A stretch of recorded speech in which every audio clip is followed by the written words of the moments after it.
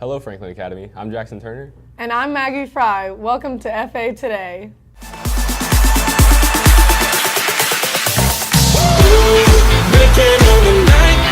Okay. Hey Jackson, what do you call a sink full of mayonnaise in Spanish?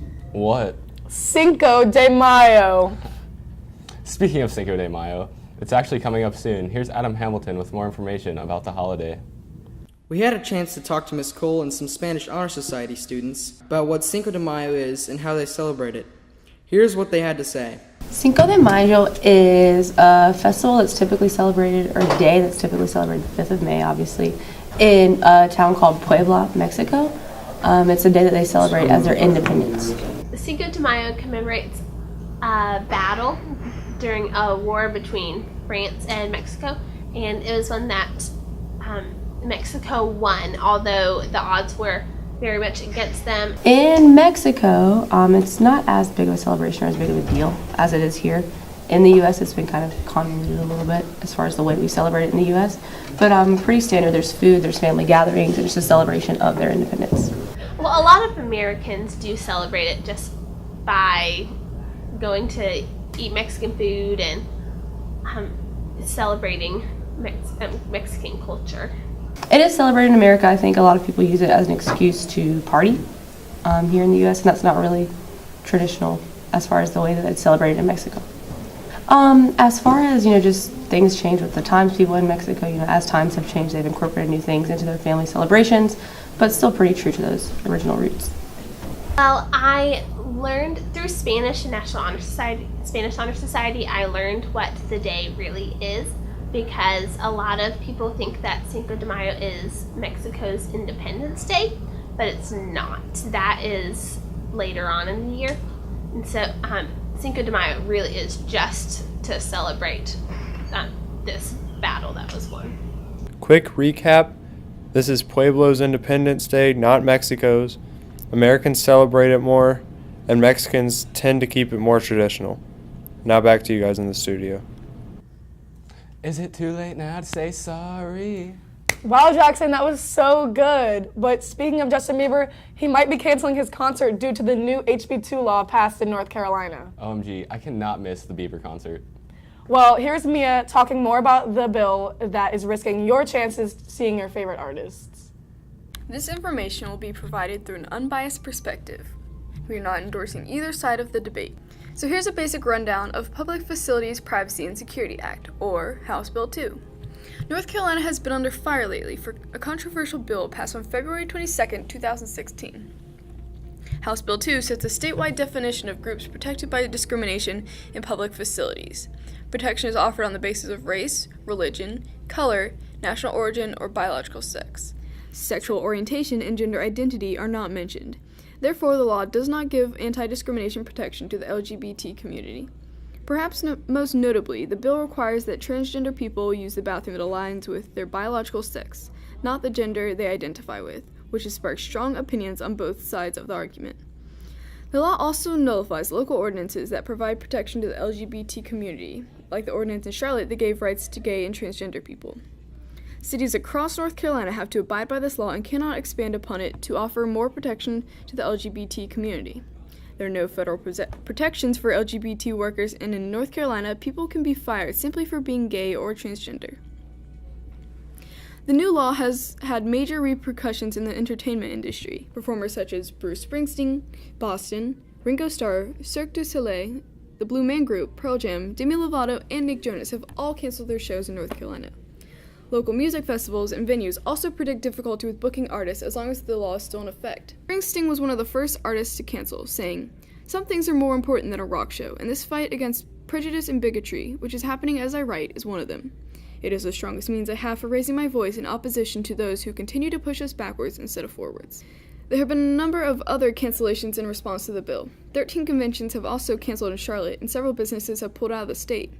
For example, PayPal scrapped their plans to establish an operations center in Charlotte, which will result in the loss of hundreds of new, better-paying jobs. Deutsche Bank and film companies have also halted projects in NC. Lionsgate and A&E have decided not to film here unless the law is repealed. Other companies have spoken out against HB2. Opponents include Google, Facebook, Apple, the NCAA, NASCAR, PepsiCo, American Airlines, Ralph Lauren, Pandora Media, American Apparel, and more. The NBA announced that they are unsure if they will be moving the All-Star Game away from Charlotte in 2017, but Commissioner Adam Silver does agree that the bill poses a threat to the inclusive environment NBA basketball games provide. Wake County alone has $3.1 million in estimated losses because of HB2, and lost revenue is only expected to increase. The bill continues to make national headlines across America, but not in a good way. Keep an eye out for updates about House Bill 2 on local and national news. With FA Today News, this is Mia Shang. The AP exams are today. If you're smart enough to be an AP, Sorry. good luck. Here's Zach with more information about the exams. As you may know, AP tests are right around the corner, so here's Miss Weir to give us a little bit more information about these upcoming tests. Some last-minute study sessions, and then get a good night's rest and relieve some stress, get a good breakfast, and just be ready for the test of endurance. Talk with your teachers this year and see if they would recommend that as a possibility, if that's a new challenge that you've never taken before. Or also go and talk with the teacher who teaches that AP exam that you're interested in. They can give you a really clear picture of what the expectations are. It's a great way to delve into a subject that you're interested in more deeply than you normally would have opportunity. Diving more into these exams, there are lots of courses offered as classes here at the school. Or you could take some online classes that can be taken on your own time, but make sure to check with Miss Weir to get into the exams. These exams span over 2 weeks and take about 3 hours each. Take Miss Weir's advice and get lots of rest as well as a good breakfast. Here's some more information from Miss Weir. AP exams are offered through College Board, and there's tons of information on their website about qualifying for exams, taking exams, how to report your scores, all the information. There's lots of test prep materials that are linked there. This year, we try to give most of those exams off campus just so that those students can be in a different location as we carry on with business here at school. Those of you taking AP exams this week, you got it. Now it's time for Flex announcements. There is an NSHS optional meeting during Flex Monday. There is a robotics club meeting on Flex A Thursday and a UNCG college meeting during Flex B.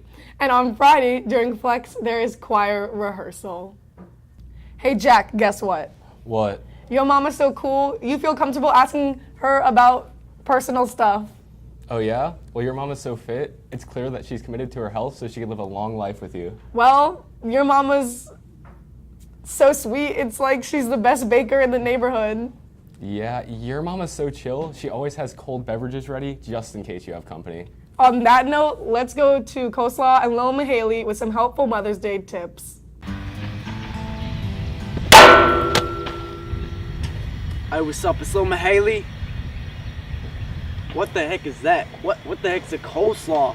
Why is it? No, we need to change that. We need to change that. There we go. All right, today's my segment Yo, what you doing? It's my segment. With my name on it. What you doing? Who the heck are you? Who the heck are you? I'm Lil Mahaley.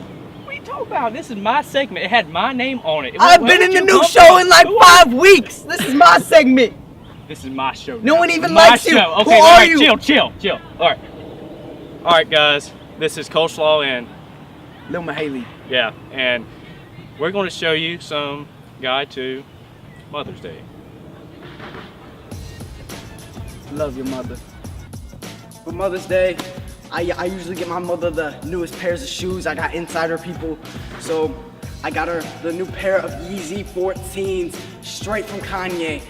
All right, y'all. The best way to a mother's heart is to shoot her some fine decor for the living room. Ain't that right, Chuck? For Mother's Day, I like to do something real nice for my mother. I like to go to a parking lot and find her like a nice car. She really likes Jeeps, and I just like to take them, borrow them, you could say, and just hotwire it, bring it to your mother. She'll be happy as a butterfly.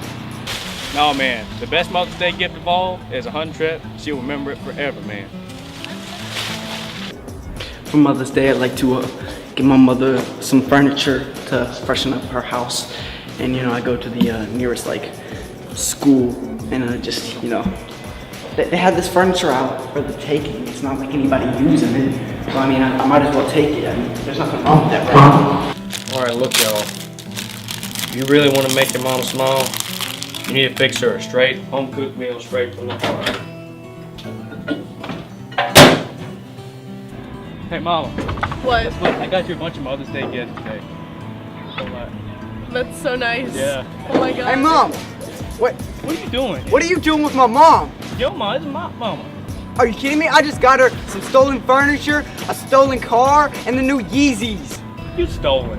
Listen, I have to break it to you, but you're both my sons. Oh, Mama. I hope this was helpful to you because I'm very grateful that both of my beautiful sons gave me such thought out gifts, and I hope this inspires you to be nice to your mothers. Oh, Mama. Their mom looked a little like you. I don't see it. Hey Jack, are you in any clubs? No, I just don't know much about them. Well, let's head over to Sam Blevins for this week's edition of Club Spotlight. Welcome to another edition of the Club Spotlight. This week, we're featuring NEHS, National English Honor Society, Debate Club, and FCA. My name is Chase Mosley, and I represent FCA. My name is Ashlyn Lane, and I'm the president of National English Honor Society. I'm Caden Hansen, and I'm representing the Debate Club. FCA is really just a service-based organization in which we bring people around the school either interested in pursuing Christianity or just are interested in having fun with other believers. And really, we get together, we have some fun, we also do some service projects. National English Honor Society is a service-based organization, and we promote literacy, writing, and the English language through different service projects within school and the community. We debate, believe it or not, controversial topics such as gun control. Really just the people who were in the organization my freshman and sophomore year. We'll just get to know the other believers around me in the school as well. I joined because I really love to read and I really love to write, and I thought it would be a great way to do something that I love with also helping the school and the community. I joined Debate Club because I love hearing all the different sides to the arguments that are talked about in politics today, and so I joined freshman year and it just kind of went up from there. That's all for the Club Spotlight this week. While the news show continues, I'm going to take a nap. That's all from us this week. I'm Maggie Fry. And I'm Jackson Turner. Have a great day, or not. The choice is yours. My name is Aaron Barnhart, and I'm pursuing a career in music. Aaron has been a musician for 9 years and is a multi-instrumentalist with focus on piano and guitar. He recently debuted his first single on SoundCloud. My first song is called Flame. I'm so excited I finally got it out there. It's been a long time coming. I mean, I was working on the lyrics for a couple months alone, and then it was a matter of like syncing the keyboard to the computer, learning how to record and edit it. Along with his musical talent, Aaron considers himself a strong lyricist. Lyrics are really important to me. I think one of the worst things that can happen is for a song to be stuck in your head, but for it not to be very lyrically meaningful. I think this is a really prevalent problem on the radio right now, and I want to set myself apart in that regard. When I'm writing lyrics, I try to be very conscious of this, and I won't move on to finalizing a song with a line not being as good as it can be. Flame is out now. You can check it out at soundcloud.com/Aaron_Barnhart, and here's a sneak peek at the next song that I'm releasing called She'll Forget. Maybe once, maybe twice, she'll escape, catch a light, fly away. To her it's just like coming home. It's all to forget, she'll forget. So yeah, I hope you enjoy my music. Thank you for all your support, and I'll see you on my world tour.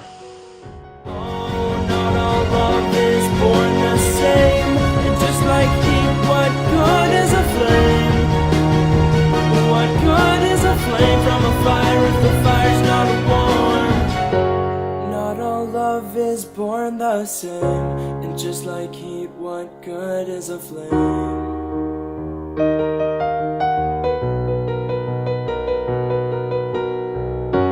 Not all love is born the same, and just like heat, what good is a flame?